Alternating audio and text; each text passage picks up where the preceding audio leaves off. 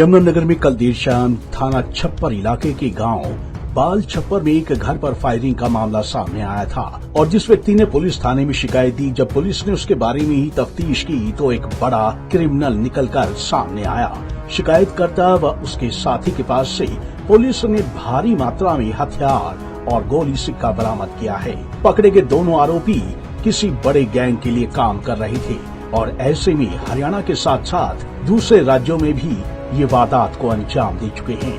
Police का मानना है कि उनके लिंक किसी बड़े गैंग से हैं और उनके आदेश पर ये लोग ऐसे काम को अंजाम देने में जुटे हुए हैं। दिलजीत सिंह और जसप्रीत दोनों ही दोस्त हैं और कई घटनाओं को अंजाम दे चुके हैं। फिलहाल शुरुआती पूछताछ में एक टांग से अपाहिज जसप्रीत ने ये तो मान लिया कि उसने राजस्थान में एक हत्याकांड को अंजाम दिया, लेकिन अभी उसके अपराधों की संख्या कितनी है ये तो अब पुलिस की पूछताछ के बाद ही पता चलेगा। कल रात को प्रबंधक थाना छप्पर की टीम के द्वारा 2 लड़कों को गिरफ्तार किया गया था, जिसमें गिरोहबंदी के केस में उनके खिलाफ कार्रवाई की गई है। उसमें एक गुरप्रीत सिंह उर्फ गोपी है और दूसरा जसदीप उर्फ दीप है। दोनों ही बाल छप्पर के रहने वाले हैं और रकबा गांव बाल छप्पर के एरिया से ही इनको काबू किया गया और इनके पास से भारी मात्रा में जो हथियार बरामद हुए हैं। कितने मिले हैं सर? अभी जो जसदीप है उसके पास से एक पिस्टल, 4 मैगजीन और 21 राउंड जो है वो बरामद हुए हैं, जबकि जो दूसरा लड़का गुरदीप है उसके पास से 2 पिस्टल, 2 मैगजीन और 10 राउंड बरामद किए गए हैं। सर, ये गुरप्रीत कौन है? कल इसने भी कोई मामला दर्ज कराया था कोई फायरिंग? गुरप्रीत ने भी कल दिन में एक कंप्लेंट दी थी, जिसमें इसने कहा था कि वो उसके घर पे किसी के द्वारा फायर किया गया है। उसके संबंध में अलग से एक अभियोग अंकित किया गया है और उसकी अनुसंधान जारी है। उसके अभी देखते हैं तफ्तीश सामने क्या फैक्ट्स आते हैं। उसकी जो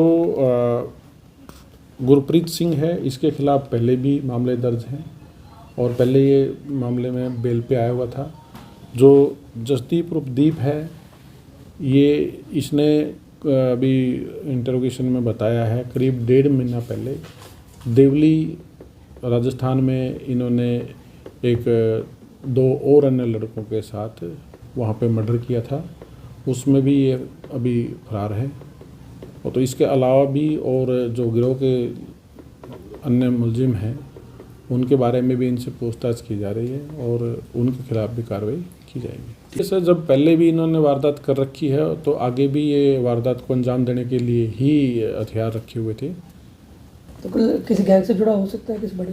बिल्कुल, ये ऑर्गेनाइज्ड क्राइम मतलब लगभग उसी मोडस ऑपरेंडी से काम कर रहे हैं, तो उसके संबंध में भी कौन लोग इनके बैक एंड पे हैं तो उसके बारे में हम डिटेलिंग करेंगे। बहरहाल पुलिस ने आज इनको गिरफ्तार करके इनके पास से भारी मात्रा में हथियार तो बरामद किए हैं, लेकिन अब पुलिस इनको कोर्ट में पेश कर इनका पुलिस रिमांड कोर्ट से हासिल करेगी, जिससे पुलिस को और भी कई खुलासे होने की उम्मीद है।